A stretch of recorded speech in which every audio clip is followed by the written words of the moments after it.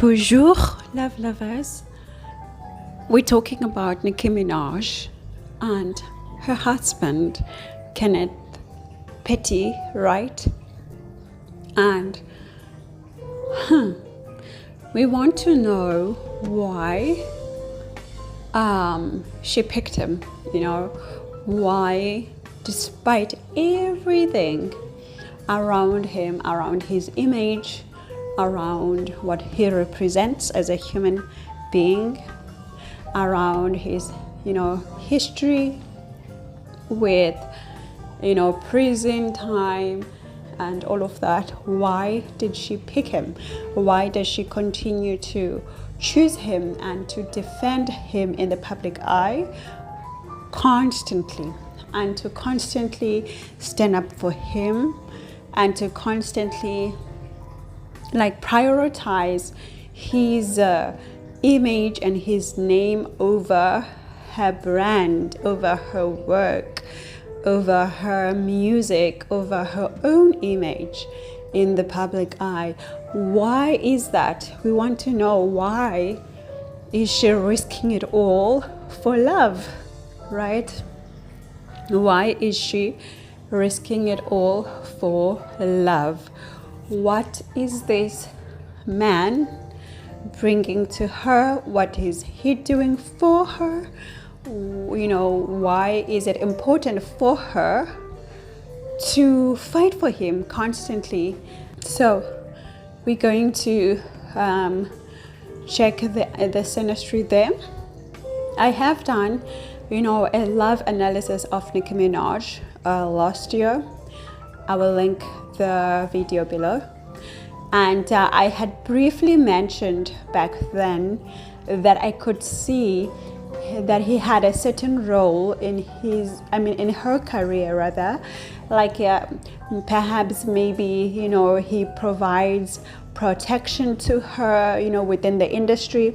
That I could see. But then at that time I was obviously not doing a synastry between them. I was just analyzing her love life as an individual, regarding everybody that we know of that she's been with. So it was just a quick mention regarding Kenneth Petty. So today we are going to dive in and see.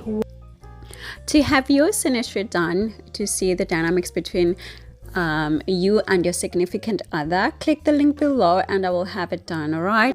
But before we do, we have to introduce Nicki Minaj, even though she does not need an introduction at this point, right? Because, her work speaks for itself. She is the queen of rap, and, she's a global superstar, global, international, biggest, one of the biggest artists there is right now, for the last 15 years, 17 years.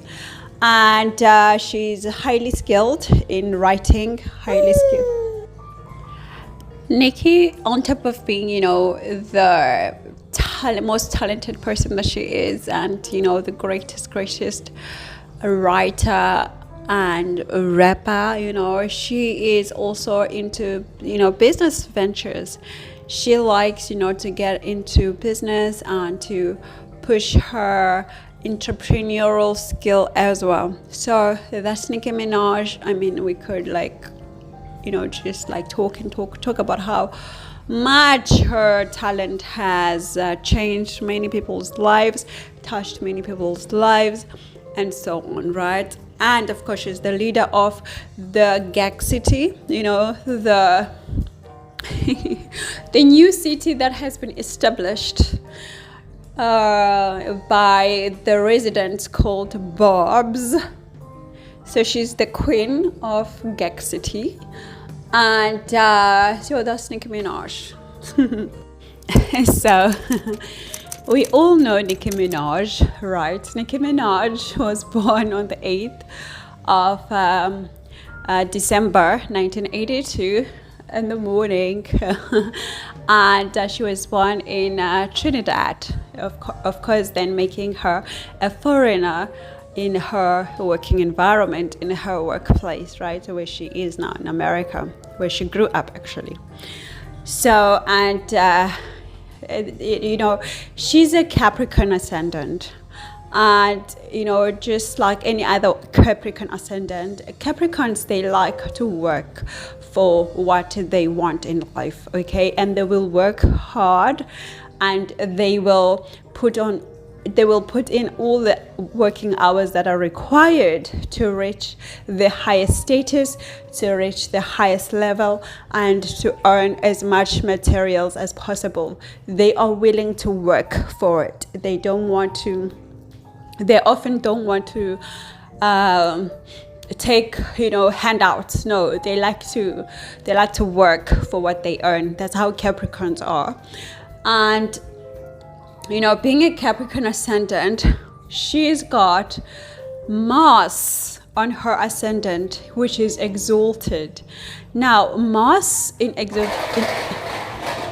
exaltation really brings enormous strength to someone, like enormous strength, like a soldier in the highest position, like I mentioned in the last video I did about P. Diddy, right? So they've got the same Mars, like the exalted Mars. That Mars, it really gives somebody like enormous strength to fight against anyone, to fight against anything, and to be ruthless while doing it. Okay, that's how Mars is when it's exalted.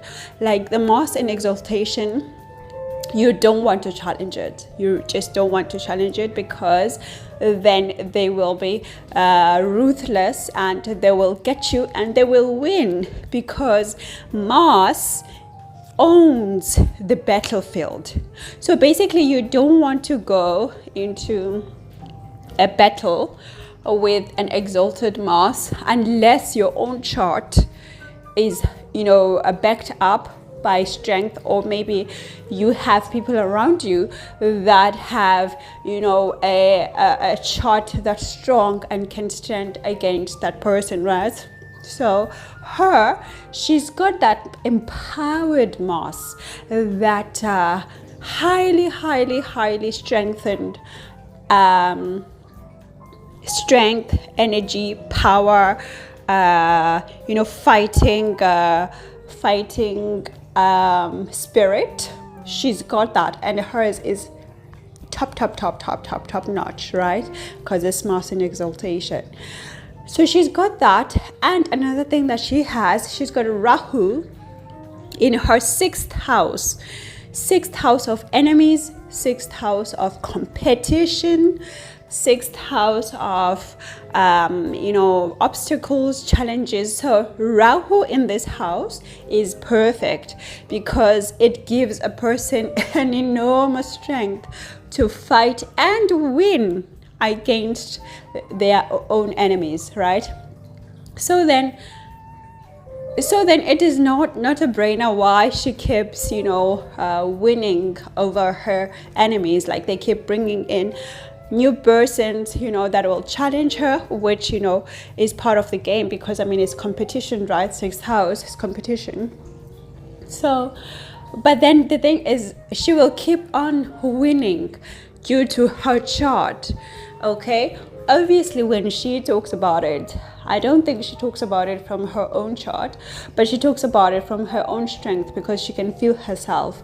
But as, you know, people who are into astrology, when we look at her chart, we can see where she's getting that enormous strength, right, to win and to go into the battlefield and to win again and again and again. And she's going to continue to do so because of how her chart is set out. So the only person that will and can win against NickiMinaj is NickiMinaj, okay? Unless, of course, they bring in somebody who's got a chart that is stronger than hers and that is matching hers, and then that's the only way they could win, okay? Maybe if they could bring somebody with an exalted Mars like hers, Rahu exalted as well. Because another thing is that NickiMinaj has got her Saturn. Her Saturn is also is also exalted, guys, in the 10th house. Number one, Saturn is in the 10th house of work profession. The Lord of the work profession is in his own house, naturally, of, you know, work and profession. Number two, it's in Libra, exalted. Now, again, Saturn here, when we're talking about exaltation, we are saying that Saturn is in the most highest honor in terms of, you know, her work, in terms of her profession, in terms of her public image, public status, because this is a house owned by Saturn, and Saturn is here, and Saturn is sitting in the sign of exaltation, which is Libra. So again, guys, anyone who wants to win against Nicki Minaj would literally have to bring in somebody who's got a better chart than her, and there's only a few in this world, of course, who can literally have a chart as beautiful as hers. And so that is just to show people why she keeps on winning again and again and again and again and again and again and again, okay? And she will continue to win again and again and again and again, because our chart is our footprint, is our print in the world. It doesn't change, right? So, but now we want to get into, you know, this stain, so to speak, that she's getting because of being with Kenneth Petty, because, you know, a lot of people are disturbed by his history. A lot of people are disturbed by, you know, the allegations. Actually, you know, the fact that he was arrested and jailed, you know, for committing, you know, as crimes against women, against one woman, right? So that part, it really like sits with people in an uncomfortable way regarding to her. And so let's dive in again. Let's go deeper, guys. Kenneth Petty was born in New York, right? And he was born in April, right? And you know, the thing is, obviously I don't want to look at his chart in terms of what Nicki Minaj is bringing to him. I just want to look at her chart in terms of what he is bringing to her, that is making her, you know, be so defensive over him, and, you know, regardless of her status and her brand and her work environment. So what we see is that he's got his Venus, like a conjunction of Venus and Mercury, in her 4th house. 4th house being a house of home, 4th house being a house of properties, our, you know, motherly environment, our convenient environment, and also our private space where we go after, you know, a long day and relax, right? So he's bringing in his Venus and Mercury in her 4th house. Now, Venus is obviously love, romance, beauty, finances, you know, affection, diplomacy, right? And at the same time, he's got his Mercury there, which is what? Which represents a friend, which represents, you know, our communication, which represents, you know, our intelligence, thinking style, right? Now, as beautiful as these planets that he's bringing to her are, they are coming in to sit in a house owned by Mars, right? And Mars does not like Venus. Mars does not like Mercury, right? So it means that these two planets, as beautiful and benefic as they are, when they come in, you know, to join her in her working environment, there will be some discomfort that they will bring out. The way he loves her, the way he's loving on her around their space, you know, and being a friend to her around their space, because Mercury friend, right? It's not going to be accepted. It's not going to be in a comfortable place due to being in Aries, right? A house owned by Mars, enemy to these planets. Now, the reason why she wants the work environment, her working space, her colleagues, her fans, everyone, her public profession to accept this husband of hers, because Venus is also spouse. We must remember that. It doesn't matter if it's a male, female, Venus remains a spouse. So she wants the public and the working environment to accept her husband. So of course, one of the explanations that we see here, okay, is that Saturn is in the 10th house of profession, right? Saturn is in the Libra sign, okay, which is owned by Venus, all right? And now it's looking at the 4th house where his Venus and Mercury are sitting, right? And remember, Saturn is friends with these two planets. It means that her personality, her professional personality, her working personality, her as the artist, as the working woman, is going to want to have her spouse, Venus, which is sitting in her 4th house, to be included in her public life, in her work, in her professional life, because Saturn is friends with Venus and Mercury. This is why she keeps pushing her fans to accept, this man, to accept her being with this man, or to accept that this man is part of her life, as if, he was part of her brand.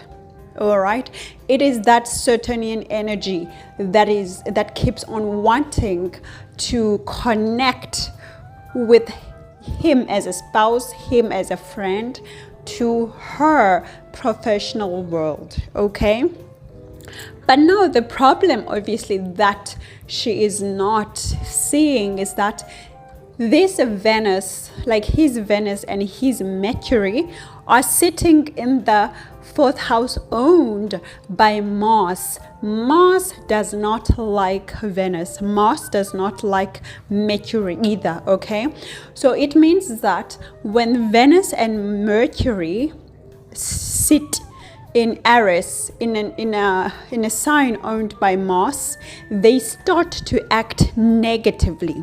Okay, they are naturally benefic planets that we agree on. However, because of now they are sitting in a house owned by Mars, Mars starts to demand that they forget about their benefic personalities, that their benefic aspects, right? Like in their personality. So it means that now it makes the usually soft, usually affectionate, usually diplomatic Venus to be now harsh, to have a harsh diplomacy, like to have a harsh negotiation style, to have a harsh contractual style, to have a harsh and a bit of violent loving style, where now this Venus is expressing its love through violence, where now Venus is expressing its love through force, where now Venus is expressing its affection through, wanting to take over the other person instead of negotiating like the usual way that we know Venus, right? So now this is really where the problem is. It means that also his communication style, instead of being the Mercurian that we all know of, but because now it's in a Mars-owned house, Mars now demands him to speak in a harsh voice, to speak, with that soldier type of a vibe, okay? And of course, the public looking at all of this happening, because remember, when it's in the 4th house, is facing the public life, meaning that the people in the public or in the professional space, they can also see, they have a view, like a vision over what's happening there, right? And now the public, the people, they start to see all of that harshness, all of that force, all of that aggression that Mars is putting through the spouse, is putting through him, being the spouse, being the Venus, and through his communication as well, right? So this is where the stain comes in. However, obviously, because certain representing her in the professional world does not see this, it just wants to be with, the friend, the lover, the spouse, that's all, right? Again, because of that, a certain, like her certain being opposite his Venus, right? It also means that as much as Saturn and Venus are friends, his expressions of love, romance, they don't gel well with her career, with her employment, with her work, and with her commitment style, because Saturn, that's what it means, it's work, it's profession. So basically his love and him being the spouse is not gelling well, it's not going well, it's not matching with her profession and the public image, with her public style. That's what the opposition means, just to make a summary of that part, okay? As well as his communication style as well is not matching, and it's not fitting her career, her public image, because Mercury being opposite Saturn, right? So that's what we're saying. We are also saying because of his Uranus in her 10th house of profession, that there will always be constant changes, sudden changes that are happening regarding to her profession, regarding to her work, due to his Uranus sitting here, coming to join in Saturn here. And remember, Saturn and Uranus do not really get along fine, because Saturn likes to work on its own pace, slowly and well planned, whereas Uranus, even though it moves a bit slowly, but it likes to give these sudden changes that are not expected, okay? So that could give a bit of a hindrance, in terms of the career, these sudden changes that she has to deal with being forced by his Uranus sitting here. We can also see that he's got his Ketu, obviously now opposite Rahu. He's got his Ketu and Sun and Moon there in her house of communication, in her house of expression, in her house of media, in her house of social media, in her house of journalism, publicity, and all of that. And he's got his Ketu there. Every time, guys, as I said, every time when you see Ketu, just expect humiliation, just expect chaos, just expect confusion. And he's got his Ketu in her house of communication, of how she expresses herself. So of course now it is expected for her to gain a lot of embarrassment, a lot of humiliation, and a lot of confusion in her communication, through her communication, because of his Ketu there sitting in that house. And it's going to make also journalists as well act in this way, journalists as well humiliate her or write humiliating articles about her because of his Ketu that is affecting her house of communication and expression, right? And at the same time, what we have found is that, her profession is obviously now affected by by his Neptune, right? Because what's happening now is that his Neptune, it comes here into her working network space, which is now the 11th house. So his Neptune comes into this Hollywood network circle, the friend circle, and it brings in a covering cloud. Because remember, guys, when we talk about Neptune, as much as people like to romanticize it, but Neptune really brings in a cloud over what it sits in, and it makes people not see the reality. It makes people not see things as they are, right? So now with his Neptune here coming here, covering her Hollywood network circle, it's bringing in some sort of confusion. Okay, lots of confusion is brought up, and at the same time there could be some manipulations, because that's what also Neptune can do. It's like a magician, basically, like Rahu, not far from Rahu really. So that's why we're having all of this talk that is happening when it comes to her husband, right? We are also having his Rahu coming into conjunct with her moon. Now, any time when these nodes make a conjunction to the moon, they bringing in an eclipse over the mind. It means that they are bringing in a shadow over the mind. So basically his Rahu is coming in and covering the clarity of her mind, and when it does that, because Rahu likes to have fun, Rahu likes the status, the limelight, the high life, the extravagant life. So in terms of this conjunction, Rahu is just going to make the mind of NickiMinaj, in this case, think in a manner that it wouldn't before, like enforce kind of like ideas that are not true, ideas that are full of illusions. Okay, that's what it does. It means that Kenneth Petit, there's some sort of illusion that he's bringing over her mind, over her mood. Okay, and when it does that, it could also be in terms of lies, it could also be in terms of exaggerations, it could also be in terms of like illusions where the person says something and that thing is not true, and the person tries to manipulate the mind of their partner. So this is what we're seeing is happening here. And as we all know that Jupiter adds, Jupiter amplifies basically where it's sitting.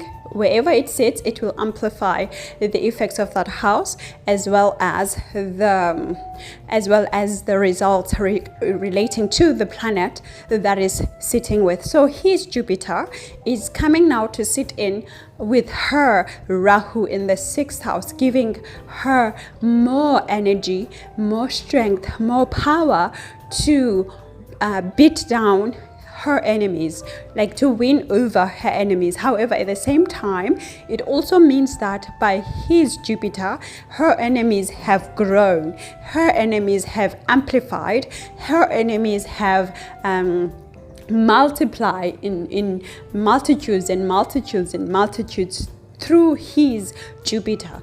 But at the same time, because Jupiter will also strengthen Rahu, which is giving Rahu an ability to win over those enemies, and it will win through communication, it will win through her artistry, it will win through her philosophical thoughts, because that's what we're seeing here in this house, 6th house that she's got. That's how she's going to win over the enemies, and she's going to beat them, Anyway, but obviously because we're talking about Mars, their Mars is their Mars are looking at each other, right? So he's got his in her 7th house and she's got hers in her ascendant, meaning that because we know that Mars is a protector, they are protecting each other and they will continue to protect each other. Okay, they find solace in each other's energy, in each other's strength, in each other's fighting spirit. Okay, obviously she's got a stronger fighting point, a stronger fighting advantage than him, and she's capable to protect him, from the public, being in the 7th house, the other people. And at the same time, he's going to try to do the same, even though, at a lesser scale. That's what we're seeing. So another thing that we see now is obviously, his Mars is debilitated, okay? And remember that her Mars is exalted. Her Mars has got the most strength to fight and win against any person, any enemy, like open enemy, right? However, his Mars is debilitated. When we're talking about a Mars that's debilitated, like a lot of people may think that the person loses their strength to fight, but in fact, they don't. However, they become extremely manipulative, extremely dangerous, and extremely coming to you sideways, manipulating you to get what they want. Because remember, Mars is still gonna win. Mars is still a soldier. So it doesn't matter if they debilitated or not. They still have the mentality of a soldier. So what's happening now is that his debilitated Mars, which is extremely manipulative, extremely dangerous in this state, because it's covering itself and not showing its hand as a soldier would. It's now sitting in her house of 7th house, her house of marriage, like the 7th house, her house of marriage, her house of contracts, her house of negotiation, and her house of fame. Okay, this is where now it's coming to set in. And we must remember that Mars, is obviously can also obviously show a husband, and therefore, coming into this house of the 7th house, rather, right? It is facing her Mars, right? Making that instant vibe, instant attraction, instant I want you, you want me type of a vibe, right? But now the thing is, with her Mars being exalted, being sure, being confident, it means that with her, you know where you stand. Like if she wants to fight you, you will know that she wants to fight you, and she will win, of course, as well, because her Mars is exalted.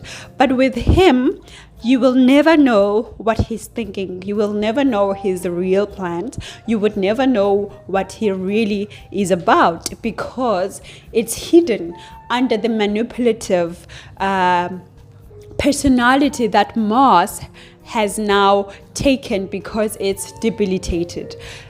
Because Mars really plays mind games when it's debilitated, like a lot of mind games. So it means that he himself could be playing a lot of mind games with her and could be manipulating her in this term. Because why? It is sitting in her house of spouse, in her house of marriage, in her house of negotiations and contracts, as well as the public enemy. So that's where his Mars is sitting.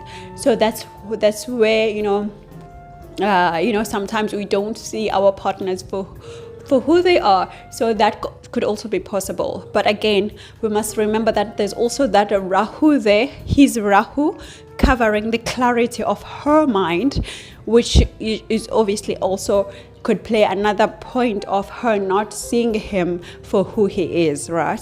That's also another factor that we're seeing here, on top of having his Neptune over her circle of friends, her sun as well. Because remember, sun is ego, sun is our boldness, sun is our vibrancy, right? And now he has his Neptune over her sun, covering her ego, covering her shine, covering her vibrancy, covering her vavavoom, like covering her queendom, her real queendom. Because remember, royalty is sun, right? Sun is royalty. So now he's got his Neptune covering all of this real royalty that she's got. And obviously it's affecting her network in Hollywood, it's affecting her network of friends, it's affecting her income as well, because we can see, because since 11th house is a house of income, is a house of profits, is a house of revenues. But we can see that because of his Saturn sitting in her 8th house of intimacy, we can see that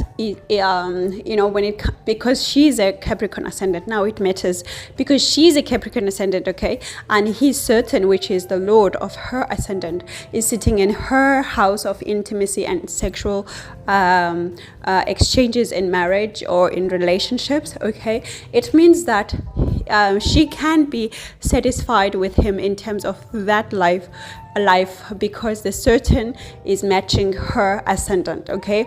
And Saturn in the 8th house gives longevity, like a long life, okay.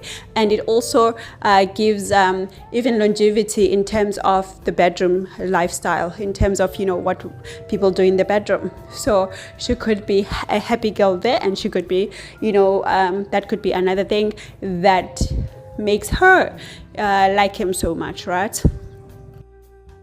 So I'm just looking now just at her chart, right? And I remember when she said there were people that were consulting witchcraft or whatever, trying to use witchcraft on her to make her lose her career.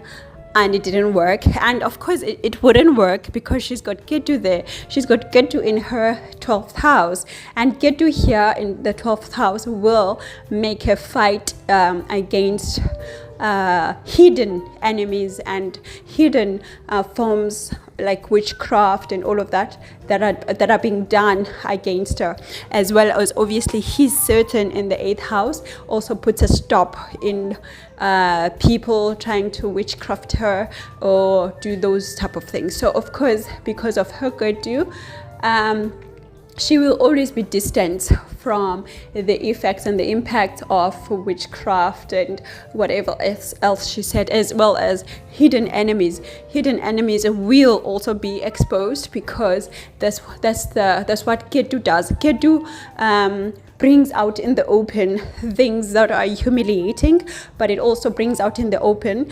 any secret, because it doesn't care, it doesn't have a head, so it doesn't think. So anything that's hidden or anything that is relating to the house it's sitting in, it's gonna be exposed. Okay, so that is why she keeps winning against whatever witchcraft she was talking about. So we're seeing that.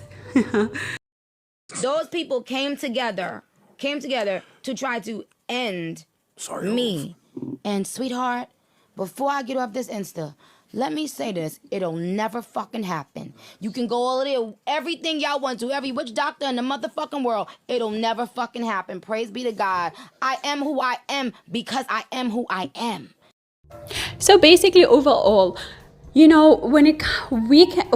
make a summary, she is happy with her husband because of the 8th house area, where bedroom lifestyle, it's good for her, and intimacy wise is, and it's good for her, as well as within the home she's getting, you know, all of that love, but then at the same time it's love with a bit of aggression due to the Venus and Mercury being under Mars. But again, she has expressed before that she likes a man with a bit of aggression, a man with a bit of, you know, a man that will push her, and a man that will make her want to respect him. That's what she said in one of the interviews. I remember that she prefers a man like that, a man that will not take up with her, like a man that will be like, you know, forceful, aggressive a bit. That's what she said in one of the interviews. So of course she's got that in the home,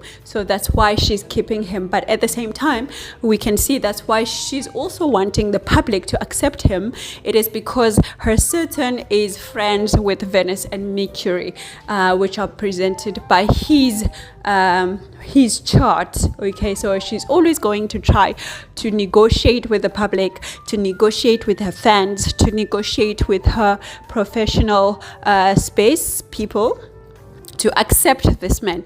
But of course, it's always going to be unacceptable. It's always going to be rejected because it's an opposite.